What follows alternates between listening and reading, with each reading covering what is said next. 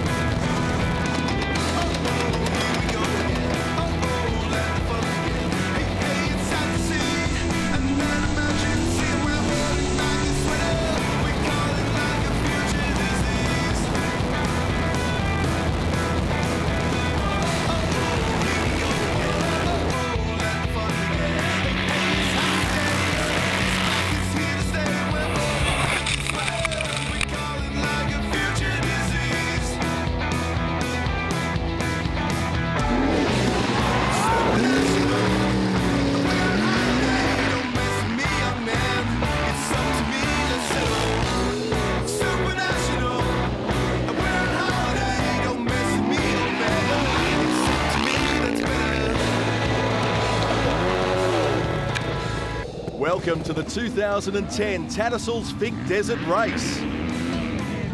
So much is the absolute attraction of this event that it draws like the most powerful of magnets a spectacular array of men, women and children from all walks of life. From new competitors looking to conquer this most challenging of races, it's what they've heard and seen in the past. Former and current Finke competitors telling stories, recalling memories, sharing photos and awesome vision. All this combining to attract them to this event like no other can. Conversely, for many in the nearly 600-strong field, it will not be their first attempt. The addiction to being part of this annual event too strong, and they return to tackle this unforgiving desert stretch again and again. It's up to me, let's go.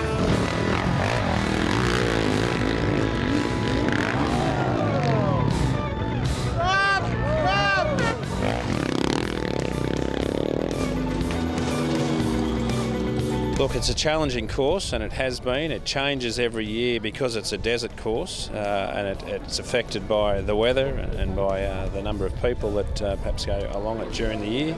It is the cream of off-road racing. This is the event. To be king of the desert at the Tatts Finke Desert Race is what everyone wants on their resume. And if you can do that and pull that off, they're not worried about the $10,000 first prize. They want the trophy and they want the title. We've got multiple winners in the car section and in the bike section coming back to see if they can add to it. You know, our bike champion, our greatest bike champion, Randall Gregory, won 5 in a row. Well, Ben Grabham's won 3 already. This weekend he'll be out to win 4. And who knows, Dave Fellows, he's won the last couple. He's a crack driver, Dave. He won in 1992 as a navigator. So we have the best of off-road racing in the cars and in the bikes.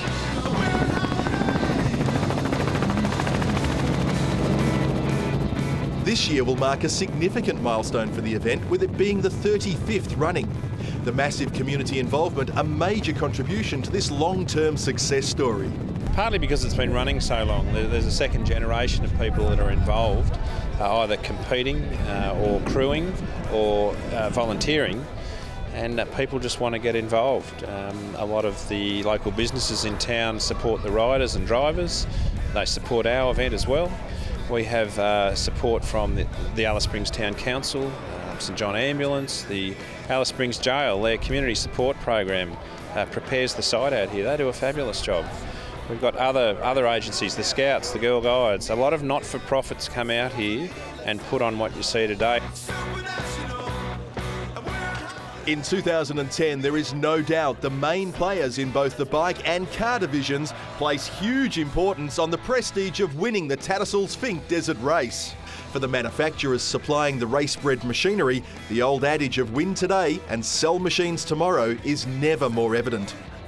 The huge battles developed over the years and the current KTM versus Honda clash are again heading towards becoming another legendary tale. We've had a good preparation. You know, the four riders that we have are fit and well.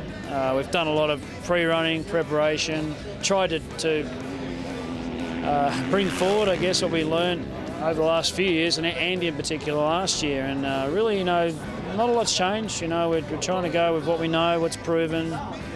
You know, motors are just same program, nothing different. Same mechanics, same crew. So, you know, we just try to, I guess, work with the same people, but just try and do it a little bit better. And, you know, so I feel like the preparation's been excellent.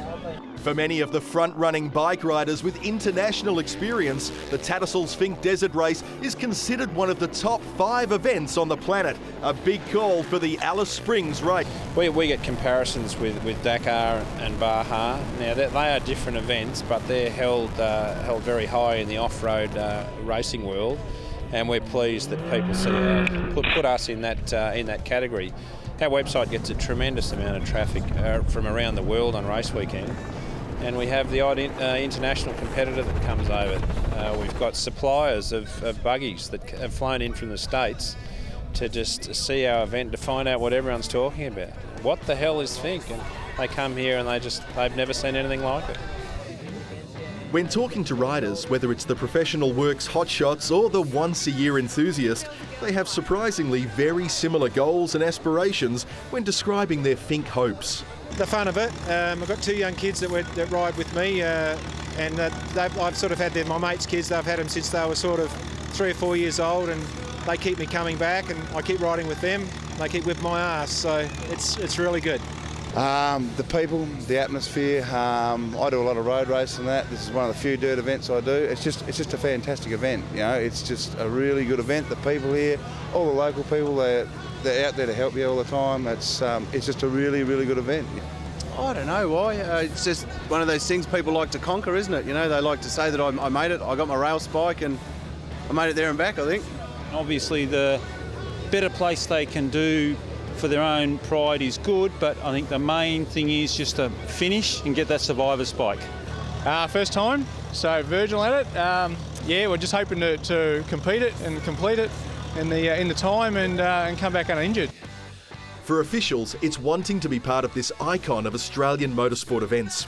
To be involved in the successful running of what's now well recognised as the benchmark of desert races in both Australia and the Southern Hemisphere is what they want to have on their CV.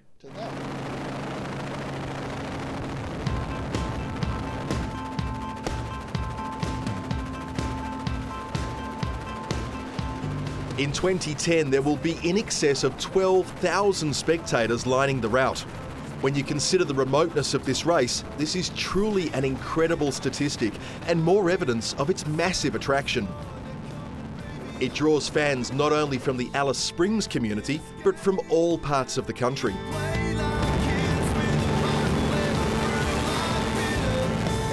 The mystique and stunning beauty of the landscape combined with the spectacular motorsport action is a cocktail that many now cannot resist. The trip to the centre becoming a must-do annual event. We just set up camp here on this hill, same hill each time. Seems to be where a lot of the action happens. And yeah, enjoy ourselves and then chuff back across the Plenty Highway back to Maryborough in Queensland. The carnival atmosphere that surrounds Alice Springs in the lead up to the race centres its attention on Friday night's scrutineering. It's here that again a huge crowd attends, able to get up close and personal with the competitors and their machines. The showgrounds, pavilions and paddock areas are jam-packed with hundreds of bikes and the 85-strong car division. For the organising team, it's all about ensuring that all vehicles are in accordance with the regulations as being in a safe and race-worthy condition.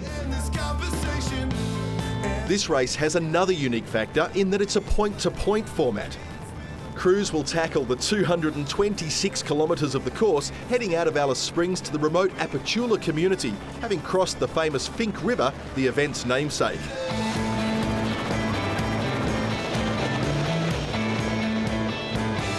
There will be several checkpoints along the way, as well as for the bike section, the all-important fuel stops.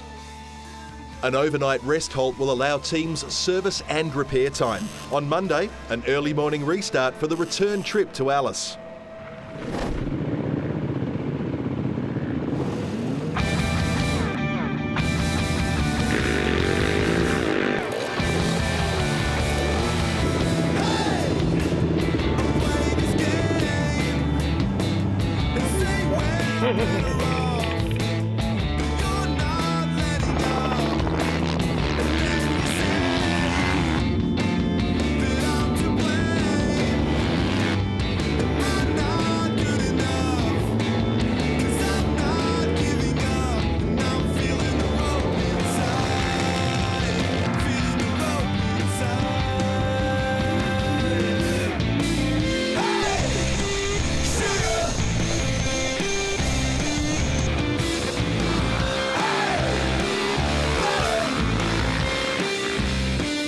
For the competitors, the business end draws closer. Saturday is all about prologue and to now switch to race mode. All crews will need to tackle the 8-kilometre prologue track to determine their start order for the race proper. For the front-running teams looking to grab silverware, this is perhaps the most important few minutes of the competition action. With hundreds of kilometres of bone-jarring track and choking dusty conditions, your start position doesn't get any more important than this.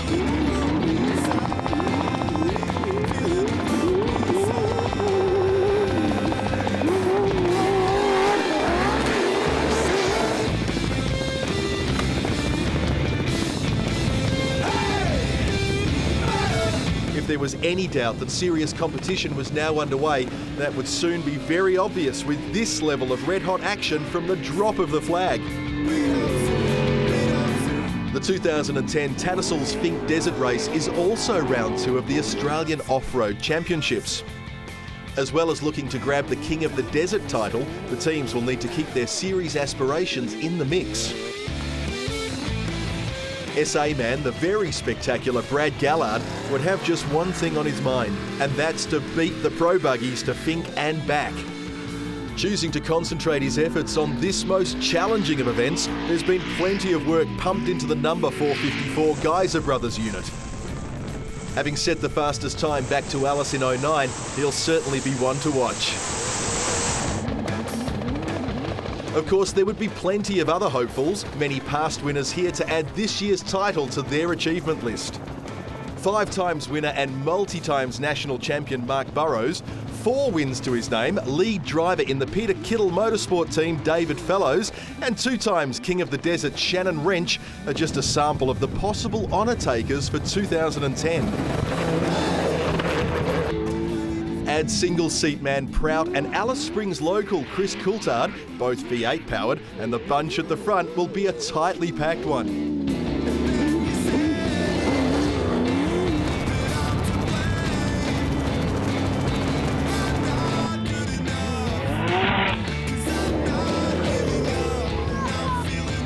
The absolute bonus for the fans is the diversity of the car field. Well recognisable production cars with manufacturer interest, classes including variations to the standard machine in extreme and performance categories, and of course, several buggy classes that have evolved over the years.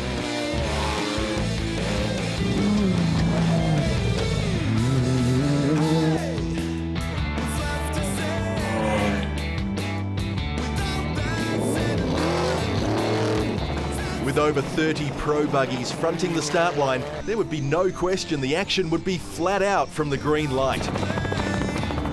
Pushing to the max and in some cases too far, these crews would take to the prologue track with a frantic pace. 6-litre V8 and 3.5-litre twin-turbo power plants is what drives these awesome 600-plus horsepower machines. Sequential 6-speed gearboxes and rear-wheel drive makes these high-tech desert races one of the most spectacular competition cars on the planet. With David Fellows leading the championship and defending champ Shannon Wrench debuting a new car, it would be very impressive to watch their respective hitouts. Both crews no doubt understanding the gravity of the task at hand and of course the importance of grabbing the number one spot. That said, Wrench and Fellows would have to settle for 4th and 3rd respectively.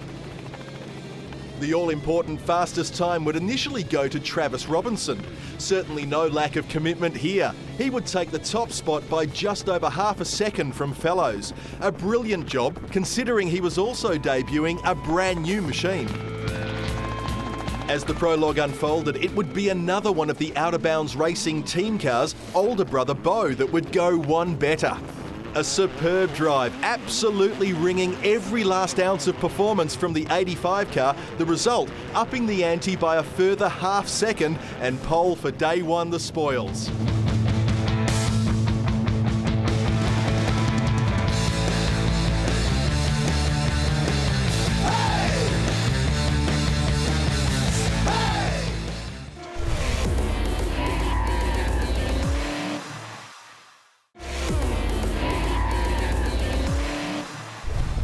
A mid-morning start would see the bike division line up for their crack at prologue. Further testament to the absolute attraction of this event is the taking up of all 500 bike entry slots. Add to this a big waiting list of hopefuls and you can begin to see the huge scale of this race. The logistics involved in catering for such numbers is a story on its own. The registration process, the scrutineering, briefing and of course safety, all needing to be handled in the hundreds. Just one part of the extensive safety plan is that all riders will have electronic transponders fitted to their machines. These units allowing organisers to identify and track each of the entrants over the course of the entire event. Fitting, numbering and allocating another major logistical task.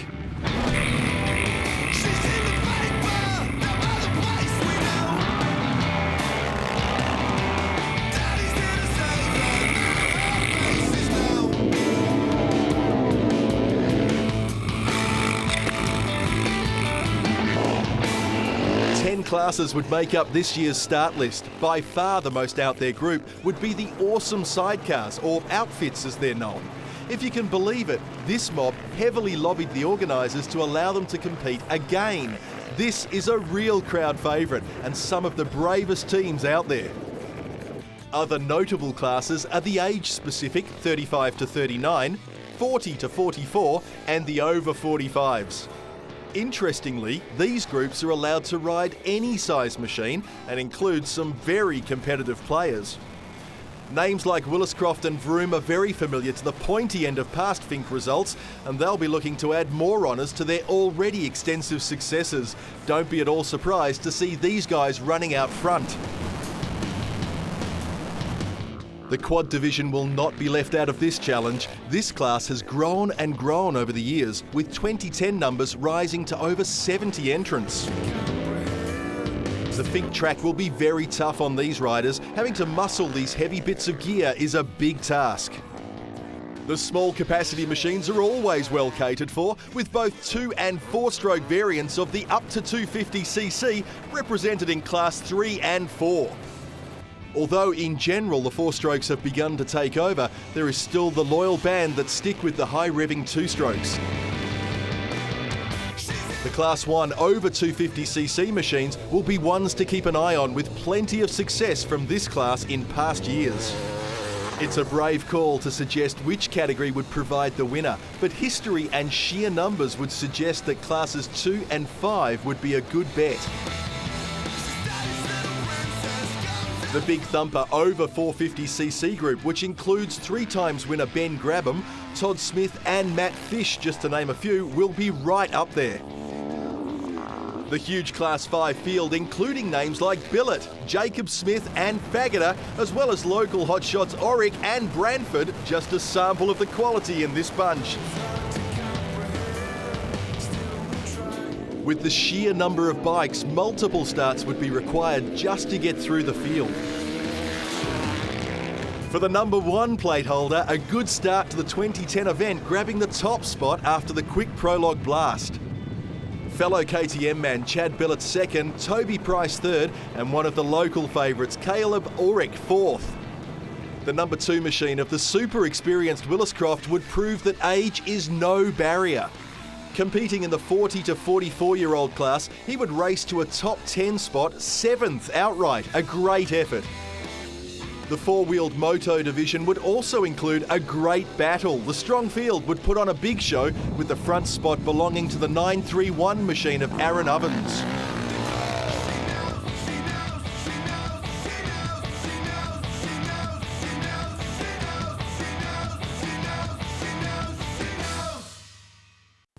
It was only a dream, I didn't know until the morning. Sweet dreams, sugar kid, love dust whistles in the wind. We'll sit around and wonder why bright lights feel and hypnotized. And it was only 7:30 a.m, the start time for the 35th Tatts Finke Desert Race. The car division away first, and smiles all round for the Out of Bounds racing team with the 2 black machines out front. The car's obviously performed exceptional.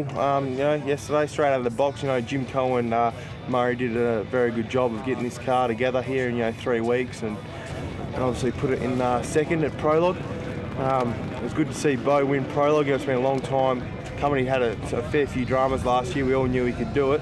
So he's finally shown everyone that he's the man to beat. It's the best feeling in the world. To be first on the road to Finke is, I can't explain it. Words can't explain it. To tell you the truth, if it ended now, I really couldn't care less. The weekend's it's been made already. So hopefully we just keep all these guys behind us, and more importantly, keep Travis behind me, and have a good run to the finish with 2 black cars.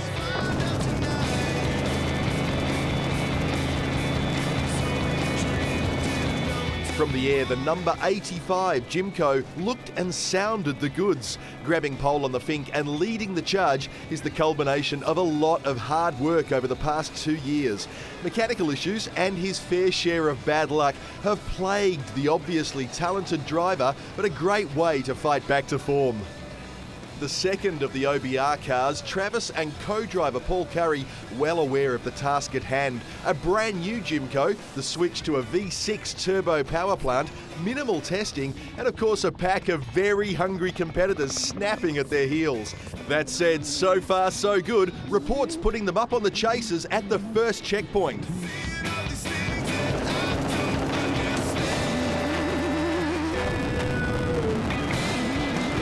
With 4 wins under his belt and the opportunity to take 5th as a hat trick, David Fellows will be extremely hard to keep out of the equation.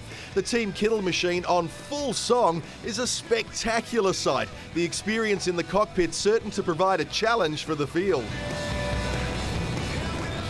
Another brand new machine to the championship, a 2-time Finke winning team and the defending Australian champs. The wrench combination are already looking dangerously quick.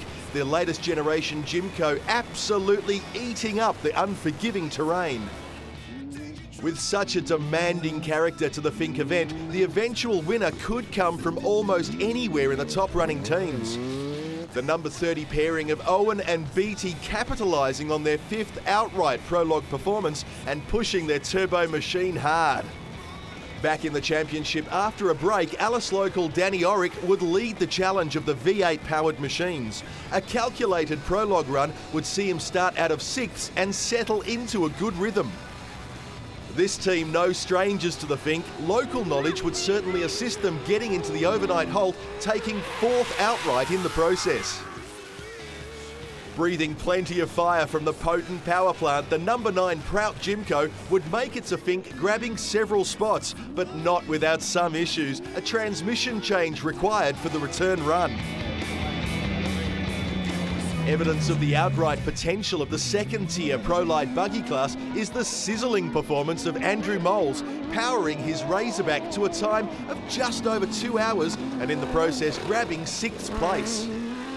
As was suspected on the start line, big challenges to the top 10 would come from the extreme 2-wheel drive runners of Rowe and Gallard. Rowe would push hard over the journey, jumping 20 places into an impressive 7th spot.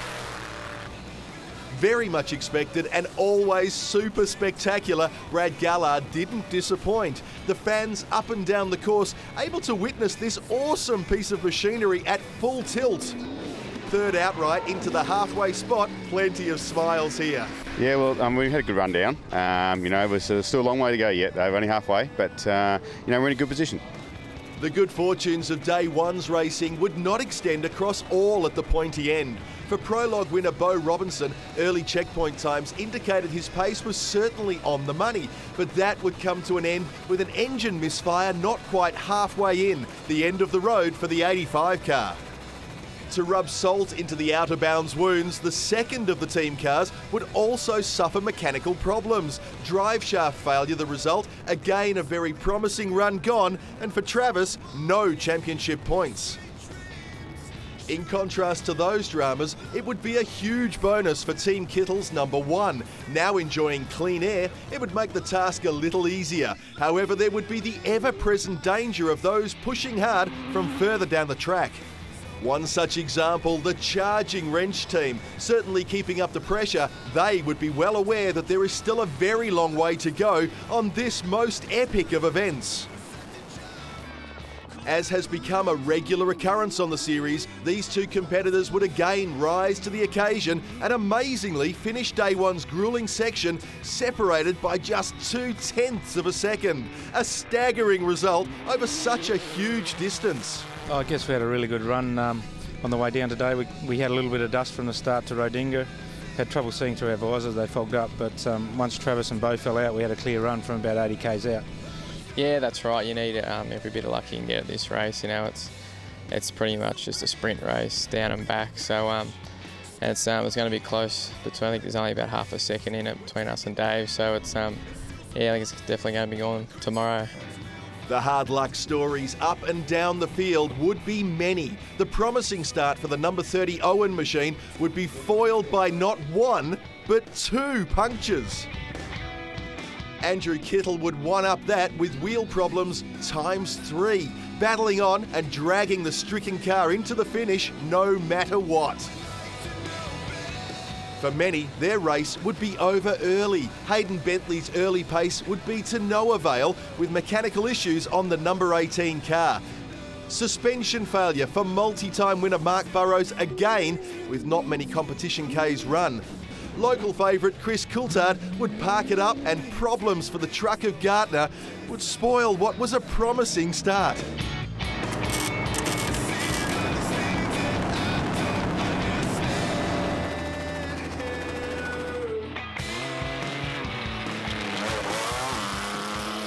More evidence of the widespread appeal of the Finke Desert Race to the Alice Springs community is projects such as this buggy entry. Bill Yan explains. Well, this car is designed and built by the prisoners at the jail in Alice Springs. So the boys come up with the idea. We donated the parts through various businesses in town, mainly the scrapyard. And of course, from that, we developed skills for the blokes in the jail, welding skills, mechanical skills, of course auto electrical and a few other bits and pieces.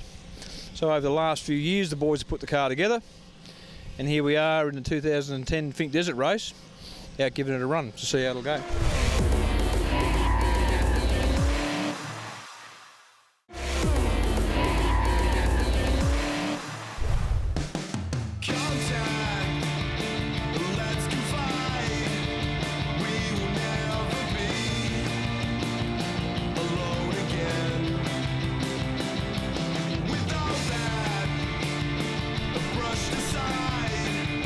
Shadows in the trees.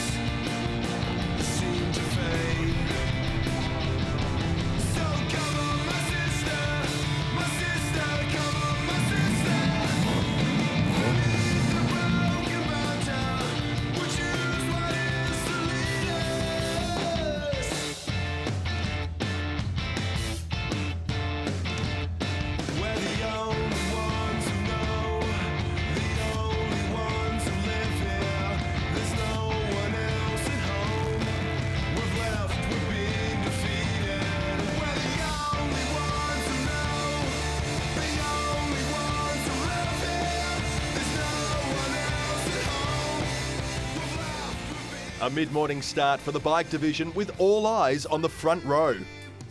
Will this be Ben Grabham's 4th King of the Desert title? Will the winner come from first-timer Toby Price? With the massive talent list of riders fronting this year's event, the experts are tipping that the 2010 King of the Desert could in fact come from as many as 15 different crews. It's a big call, but this is a very special race, and anything can and will happen. For the top bunch of crews, it will be a 2-at-a-time sprint for the first corner, the all-important dust gap the #1 priority. Just back, and to facilitate getting the huge field away, 8 bikes on the line at a time.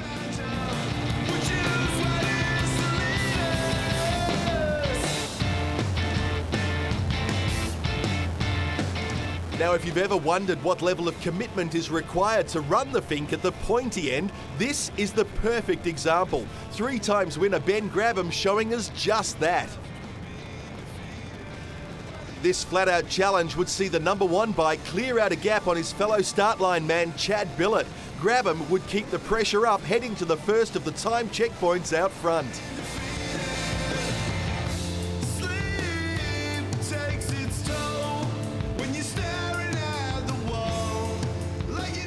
This is a very tough race on the machinery. Full throttle runs at over 180 k's per hour for kilometre after kilometre is just one of the engineering challenges. Big jumps, soft sand, and of course the very famous whoop section, all looking to nobble even the best prepared team. For Grabham, out front he would continue his super pace. However, he would not be the fastest at the time checkpoints. Finke novice Toby Price is riding a spectacular race, setting those fastest times and picking off those in front. There's no one else at home. We've left, we've been defeated.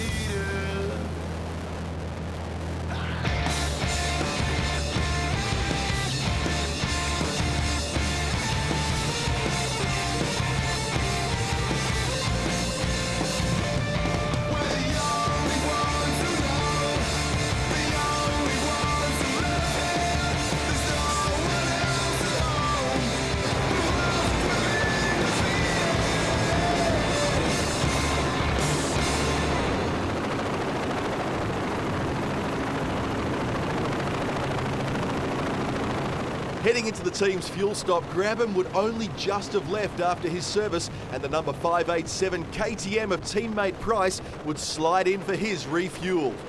The 2 riders would head off to the finish with just over 62 kilometres to ride and just seconds apart.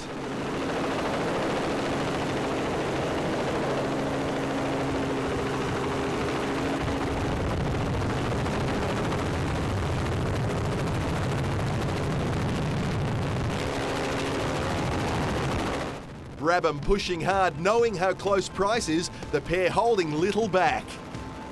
Motorsport can be a very cruel game, disaster ready to strike at any time. For Ben Grabham, he would bear the brunt of a huge slab of hard luck. After racing on the edge, involved in this enthralling battle, his KTM would develop an engine problem, grinding to a halt just 5 kilometres from the Finke overnight stop. A devastating blow to anyone, let alone someone who's riding for the lead. However, like a true champion, he would take it on the chin. Yeah, that's it. Like, I was having a good race, and me and Toby were sort of pulling away from the pack, which was good. The track was pretty tough today, like it was pretty loose and dry, but no, everything was going well until basically 4 or 5 k's out of town my bike stopped, and just one of those days you'd like to forget, but obviously it's happened and we'll just move on, and my race is over this year, but I'll be back next time.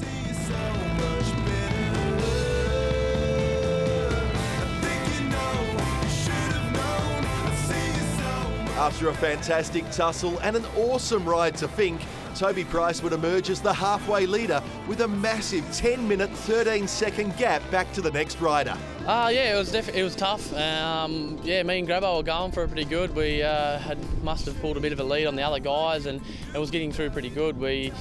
It would have been pretty close coming into the finish. Like, the buggies are, they're going to be nearly starting identical tomorrow, and I'd say it would have been pretty close with me and Grabbo as well.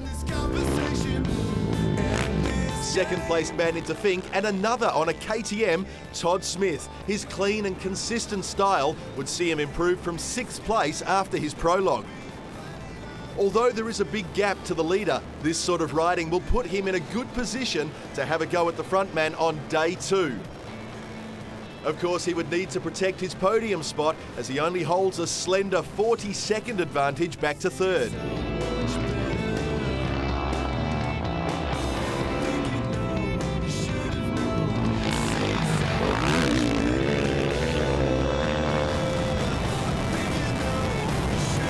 For local Honda ace Ryan Branford, his day 1 would be a good ride back to the top. After prologuing down on the leaders, he would move up 10 places, showing he's lost none of his aggressive riding style.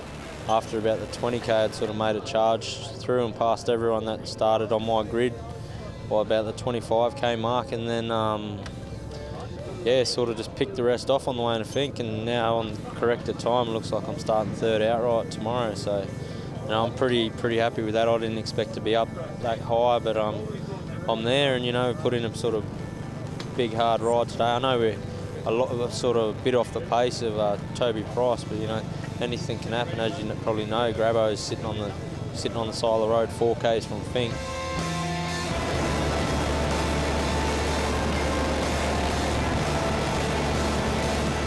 Others making their mark on the great race, the number 3 of Chad Billett. He would grab 4th spot into Fink, just 11 seconds off Branford, guaranteeing a fight on leg 2. The group of Jacob Smith, Jack Dooley McDonald and Caleb Auric would be separated by just over a minute, holding down 5th, 6th and 7th.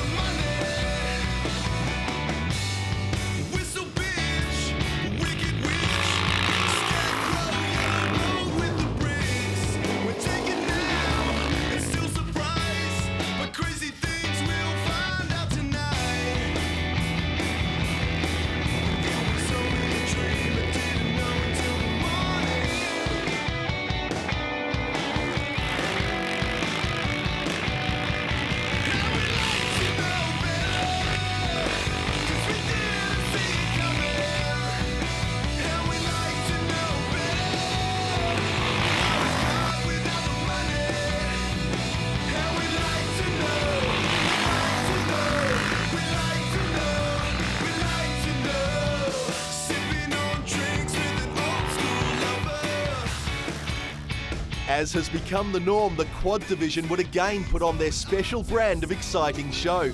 Aaron Ovens would continue his prologue form, taking a big lead into the halfway stop. The overnight halt at Fink has plenty of stories up and down the field. For first-time rider in the event, Jesse Pake, he would learn the hard way just how brutal this race can be. Well, about 20k from the start, the front wheel blew out, but because it's so sandy and whooped out, it sort of still held traction. And then after the first fuel stop, the back one went, and we haven't brought any spare wheels, so not very prepared. It's my first time. And then everything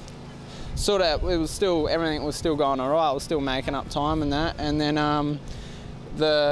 my tyre just popped the bead and spat right out. But luckily, I pulled.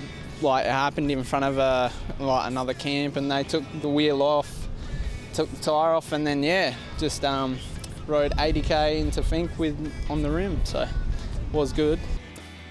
Male or female, young or old, the Fink attracts different people for very different reasons. Quad rider Heather Anderson, a classic example of true determination. Well, I wasn't allowed to. My husband wouldn't let me race motorbikes, and I've always wanted to do the Fink. In about 15 years I've been a volunteer, and I thought, no, bugger it, I'm going to go and ride it. We used to race a buggy, but my husband's passed away and he's not here to tell me off now, so I've got to support the kids anyway.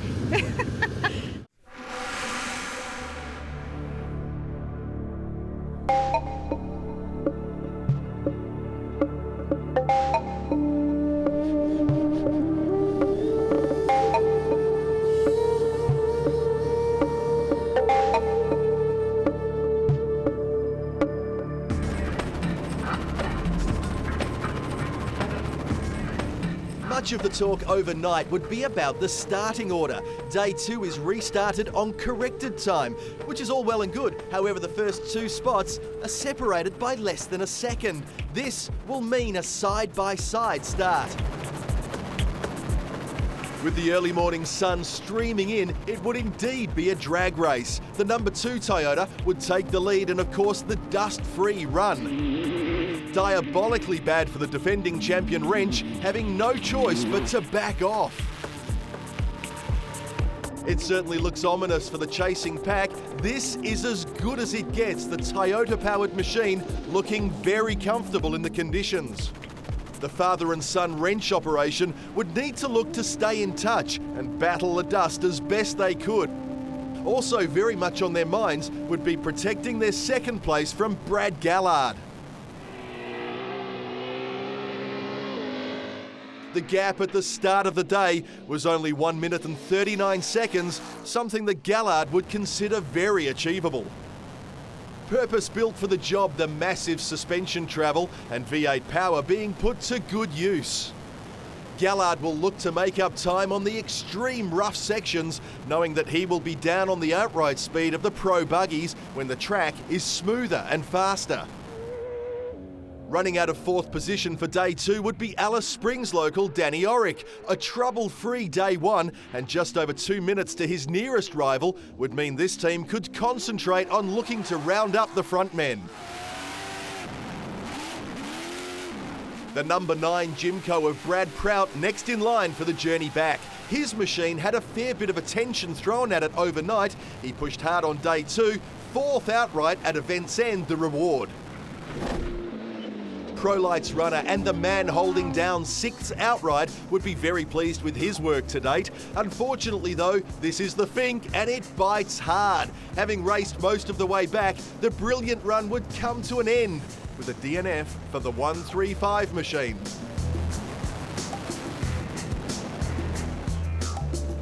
That would also set a bit of a trend for the next few place setters. The row combination would have their fine day 1 result of 7th spoiled, having to stop and change a tyre. The telltale blue smoke from the rear of the Owen machine would spell trouble for that crew, having to slow and finishing way down and out of contention. As if the news on dramas wasn't big enough, parked off the track and going nowhere, the Wrench team's Fink would be over. After a spectacular debut of their brand new machine, a broken drive shaft would signal the end of their 2010 challenge. For Hayden Tatnell, the 2010 race would certainly be character building. A slow start on prologue, dragging it in on a flat on day 1, and then trying hard to take out our cameraman on the return trip with this roll. All that and still finishing 10th outright. Oh, and just so you know, no cameramen were hurt in the filming of this documentary. Alice Springs local Danny Orrick is doing all but writing the book on how to get back into the sport after a layoff. A spectacular display of controlled but aggressive driving, taking care of the machinery and there at the end to take 3rd outright in the great race. A well-deserved result for the likeable pro buggy man back at the pointy end after a few years off. We had a pretty steady run down yesterday, had a few little dramas with gear selection and stuff, but today we just took it steady in the whoops and most of the way home. Probably made it worse actually. Knocked Grant around a little bit. We didn't have any dramas at all on the way home. It was a pretty boring drive actually. But it was good to get home and 3rd position, pretty happy with that, so it's all good. No doubt one of the crowd pleasers, Brad Gallard, promised plenty for the 2010 race. And he delivered. A big run down to Fink, battling the conditions and keeping the pace red hot. Just as in 09, he and the Black Beast would be the fastest on the return, 1 hour, 49 minutes and 57 seconds, just over half a minute quicker than all. It would be a big weekend for Gallard and his co-driver, having put all on the line for the Fink. A brilliant performance, second outright the spoils.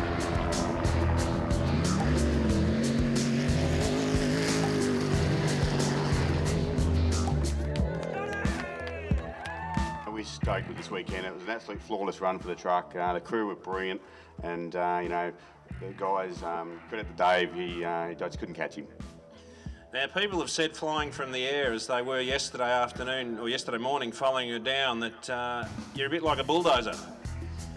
Yeah, there is comment that the trophy truck's a bulldozer in the desert, and it is. I mean, it's a lounge chair ride down there almost.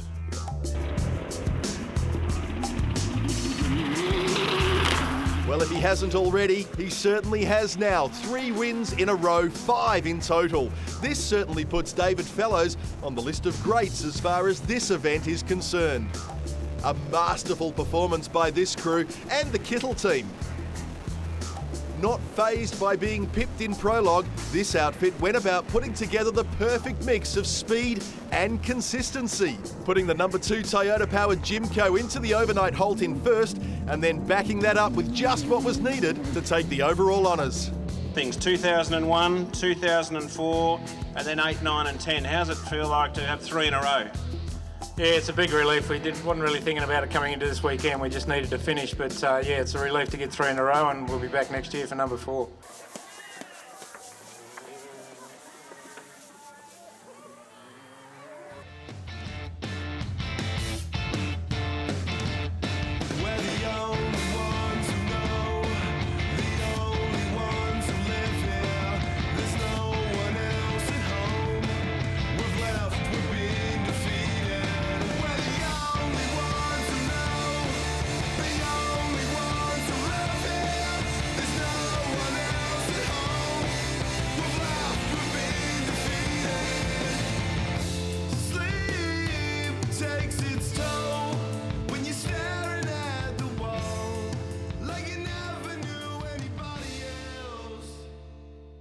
It was only a dream I didn't know until the morning.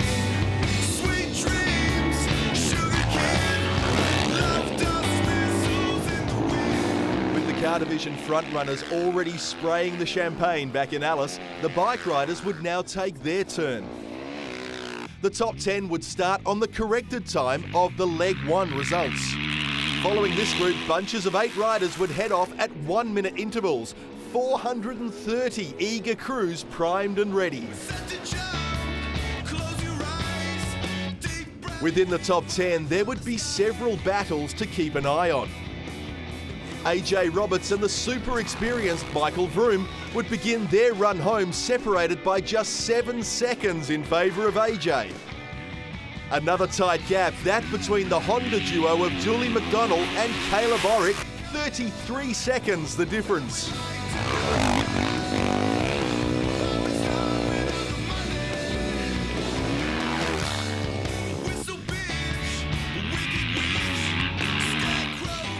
All on the same minute, Chad Billett, Jacob Smith and Team KTM manager Brad Williscroft would set themselves up for a classic Fink battle. For the second and third placed riders, Todd Smith and Ryan Branford, the 39-second difference would of course mean a big push by both. In the case of the Honda pilot Branford, he would also need to keep a very close eye on the 11-second gap of 4th place.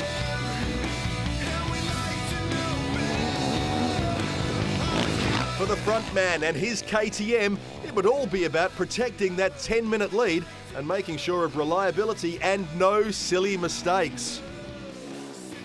The advantage is a considerable one. However, it's 226 k's back, a very long way in anybody's language.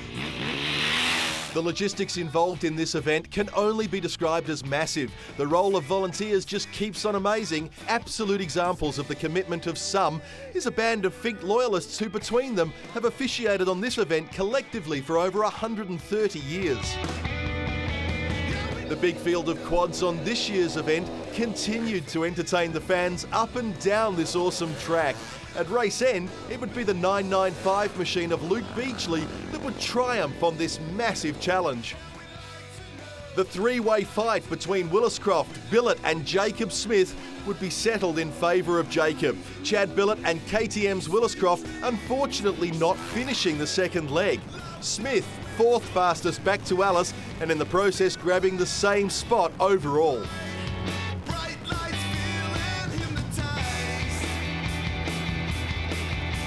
Local talent in the form of Ryan Branford would put together a great fight back after a DNF in 09. Fastest on the return run, the Honda man very pleased with his personal result. Pretty big comeback going from DNFing to being on the podium, you know, so it gives me something to work for next year too, you know, to keep going up the podium and just prove that, you know, if you're consistent and you stay upright, that you get a good run. And you know, it sort of just proves where you start isn't that big a matter, you know, as long as you get a half decent run down there. So I was quite happy with how I rode.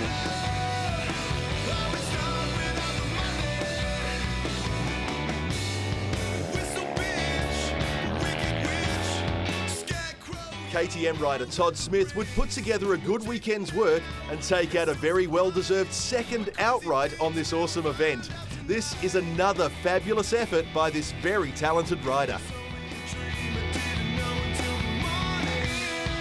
I had a great race. I got a good start off my grid. I started 6th and beat the bloke that I started with off the start, and just rode down there the best I could and sort of tried to push on without too many mistakes, and then ended up second on the road down there. So turned around this morning and just had to stay in front of Ryan on the way home and just pushed hard as I could and just ended up beating him. So had a good run.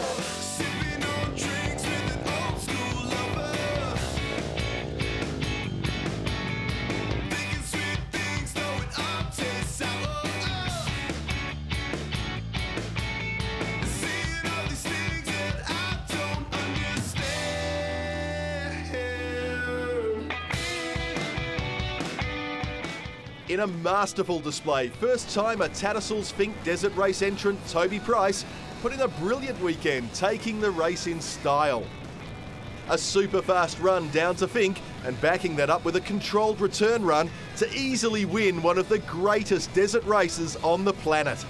Yeah, no, it's definitely an awesome feeling. I can't thank everyone enough. Like the whole KTM or HSE KTM race team, they were got me on a good bike and everything went really well, and had a good run down and a good run home. So I just played it safe and made sure I got home all safe and bike home safely.